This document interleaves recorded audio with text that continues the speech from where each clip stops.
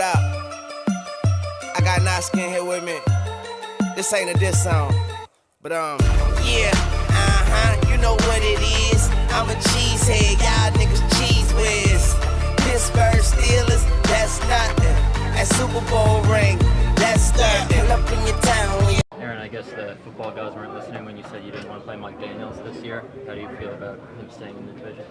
Well, I'm happy for Mike, and his family getting a contract, and obviously there was a lot of interest in him because he's a fantastic player. Now we're going to see him a couple times. So, Mike is a great locker room guy, and obviously still has a lot left in the tank. So I'm happy for him and his opportunity. Now we'll see him a couple times. You won't be looking forward to those games at all, will he? Mike, yeah, I think Mike's going to be pretty amped for those two matchups. Looking forward to maybe some vocal back and forth? I think knowing Mike, he's probably not going to be yelling at me. He'll be yelling at somebody, though. Mike, Aaron, what are you most looking forward to in the work with Houston next week?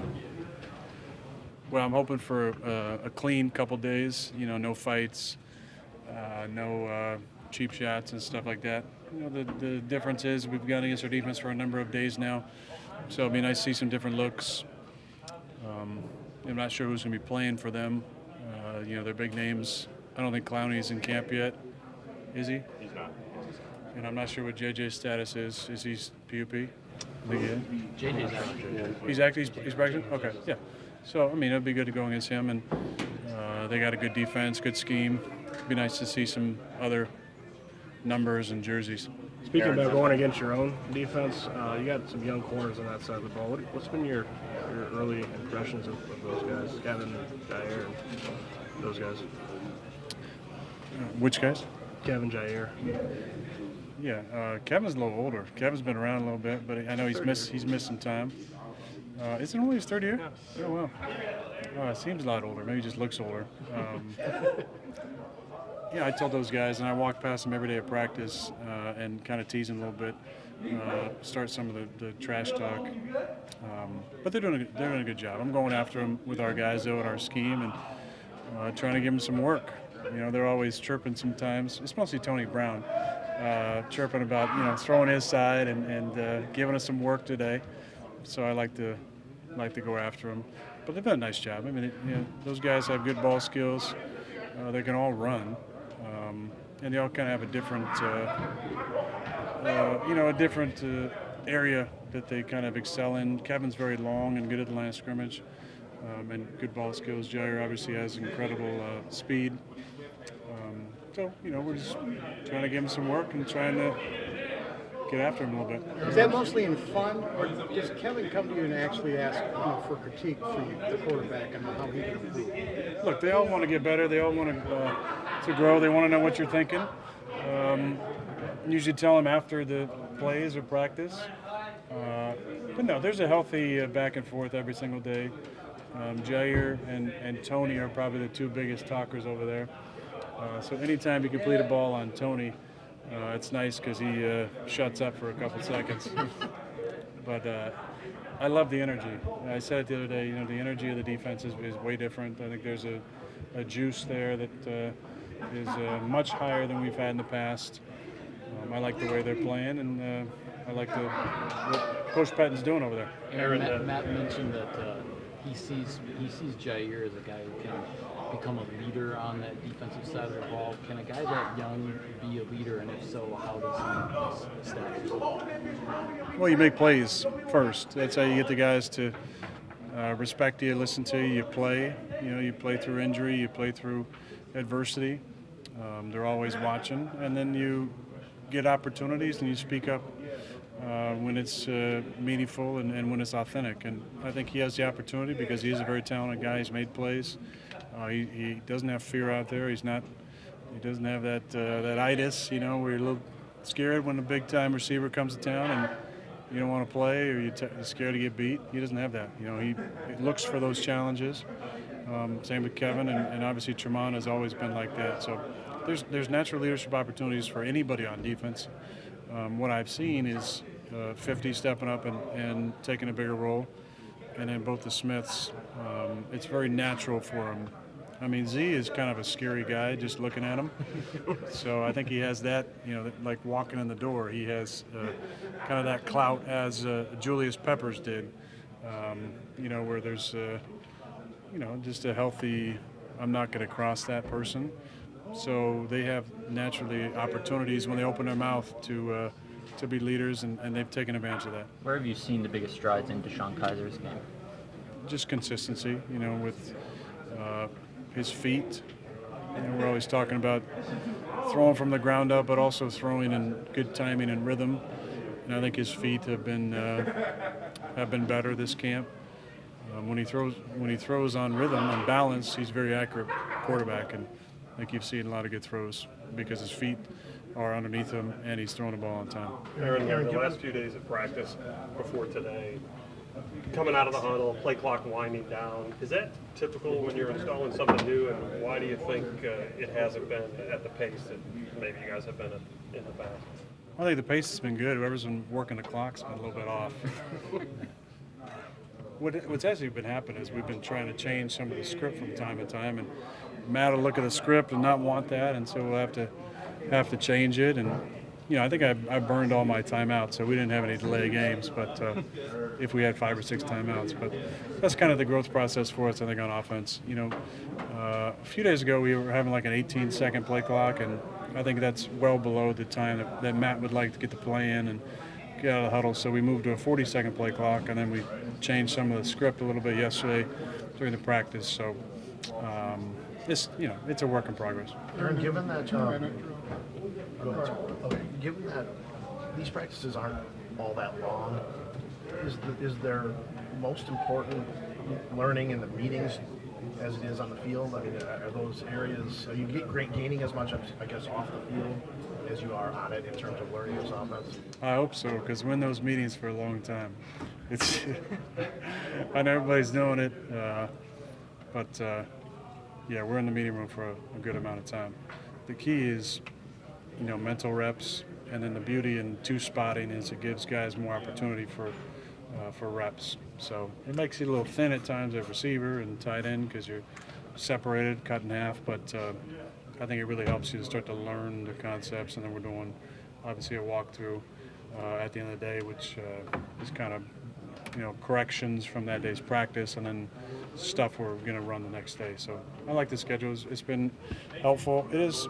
Training camp is always, it's tough physically on just about everybody but the kickers and the quarterbacks. The mental part is also a grind when it's a new system, and I think our guys are picking it up pretty good. Aaron, is the 2 minutes scripted, or are you able to pull some things out that you guys have talked about during the week or run? It's not scripted. No, it's not scripted. We have we have some shortcuts for some plays, and then we have kind of everything that we've run in the past and all those signals, and we're kind of meshing the two together right now.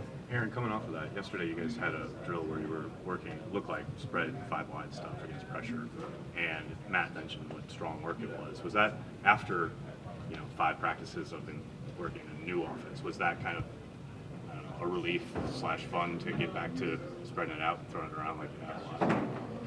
Yeah, I mean, I like spreading it out. It seems to simplify some of the protection issues at times, but it was good work because we had a couple of adjustments in that period that we've been talking about in the meeting room, and we transferred that over to the field and made the right plays.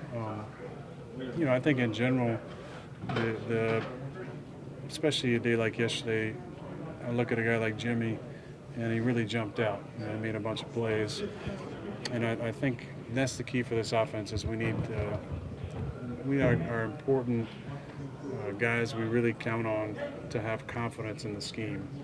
And my confidence is growing the scheme. Jimmy's confidence is growing the scheme. Devontae, I mean, he kind of wakes up and, he's having a great day. So he's had a great camp. You can see his confidence growing because, he's switching a position. Jimmy's coming from, scheme to scheme where he didn't have as productive a year as he wanted last year. And you're seeing those guys grow in confidence every day. And Marquez, 2 days ago, I feel like had a really, really good day. And, you know, it's fun to see that stuff on the film. And we go to a protection period, make the right adjustments. Billy passes stuff off, feels comfortable. Corey's making the right calls, feeling comfortable with the new terms. And that's when you need to see us start to really make some jumps in the scheme. You're a week into things. You still got a month to go to play a game, more than a month. But do you like where you're at? I mean, I realize you probably always want to be better, but big picture-wise, do you like where you're at offensively? Yeah, I mean, kind of like I just said, Bill, I think the confidence is very important in the offense with the new scheme, and I feel good about the line. You know, first of all, protections and runs. I feel like, you know, anytime you don't have the pads on, we go through the OTAs, you're looking at some of the stuff going, man, this isn't looking great. And sure enough, you put the pads on, you start breaking some holes open. The action game looks a lot better. I like the way that first group is playing. I like the way that Mercedes has come back and the way he looks and the way he's blocking. Jimmy's obviously had a great camp. I think Robert Tanyan has picked up where he left off last year and been very productive. The receiving group is very interesting because there's a lot of guys who have really started off hot at camp on both ends of the field. And as we start to do more maybe single spot stuff and less two spot, it'll be interesting to see how that all shakes out. But you know, besides the top guys, I think Allen has had a really nice camp. I think Jake has had a really nice camp. I think Trevor's had a nice camp. I think T.O. has made a bunch of plays down at the other end as well, watching that film. But we need to figure out what's going on in the backfield. Obviously with Jonesy and Jamal out, you know, we need somebody to step up, really a couple guys to step up in that group and start to make some plays. Tanyan's gotten a ton of first-team reps. What do you think he can give your offense? Well, he's just so versatile. I mean, I think he's doing a better job at the point of attack blocking. As you guys know, in schemes like this, we're not asking the kind of the off-the-ball tight end to do a ton of point of attack stuff. It's a lot of movement stuff, and he's great at that. I mean, he can come down the backside and cut a guy off or cut a guy in you know, a game situation. He's also, you know, very good route runner. He's got fantastic hands. I moved to my left about 5 days ago and threw a ball that he basically one-handed tipped to himself for an easy catch, and he does that stuff all the time. I mean, he's a very natural receiver, and the blocking, I think, has been, you know, where I've seen some improvement with Bobby. Aaron, a year ago, I think it was this week before family kind of challenged your rookie and first-year receivers to practice the right way. Now, a year removed from our MBS, you, Jake, and everyone taking to that, and how big a difference is it last year and this year with just how they practice? I think some of the biggest issues with young players and mistakes is just not watching the guy in front of you. And if you don't have a great example in front of you, then they might not know what to do. There was zero excuses when it comes to the receivers because you have, for years around here, we've had pros in that room. You know, the Jordy Nelsons, the Randall Cobbs, James Jones, Devontae Adams. And the way that Devontae practices sets the tone for the entire group. And that's why his leadership is so important to that group. That being said, a guy like Marquez, who went through some spells last year where he wasn't practicing all the time the right way, has totally changed. And now he's a leader when it comes to practicing the right way. I think he's done a great job. Geronimo Allison being back also helps because from his first day here, he's done it the right way. So those guys setting the example.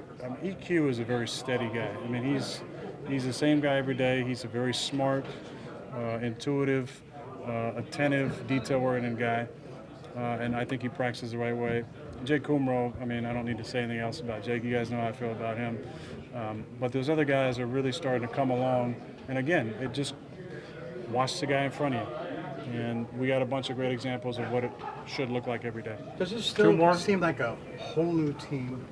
Or since you've been at it since May, do you feel like you got a better fix on relationships, friendships, teammates, players, what the head coach's persona is like? You getting any closer to that?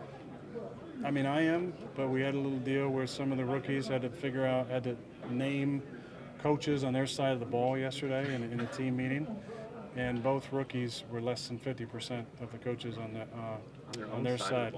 Yeah, so we need to definitely hone in on that a little bit better.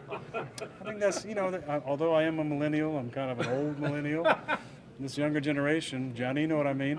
This younger generation, you know, maybe not concerned with names and stuff. They don't even have to spell anymore. I remember I was telling somebody the other day, when T9 Word came out on the phone, he's like, oh my God, like this corrects my text and tells me what to write. Yeah, these kids don't even know how to spell. We had a spelling contest actually the other day too. But all this to say, the relationships are being formed, and being a little intentional in camp is the best way, to really kind of improve that chemistry. We're staying at the dorms. Guys are hanging out at snack. Obviously, we have a bunch of downtime throughout the day. This is a fun time right now. There's obviously pressure to perform in practice, especially for the young guys, but it's a fun time right now, and I enjoy this team. It's got a good young spirit about it, a hunger, and guys I think genuinely like each other, which isn't always the case with teams. You have family night. You've been through this family night stuff for years. What can you gain from that? What can you learn about your teammates? The most fun for me is to watch the guys come out of the tunnel. And a lot of it is kind of video of watching back, because we're usually one of the later groups to come out. But seeing the guys look around and at a packed Lambeau is different. Especially smaller school guys who've never seen crowds this big. It's pretty special. Some of the best moments that we've had, involve the net drill, because a lot of times when we're doing those net throws, there might be some special teams going on, so people aren't watching that one. They're trying to see if we're going to make any net throws, and made a couple over the years. It's pretty fun in front of 68,000. Is there a wager on that between you guys for tomorrow night? Bets are illegal in the NFL, I think. So. Not anymore. They're not?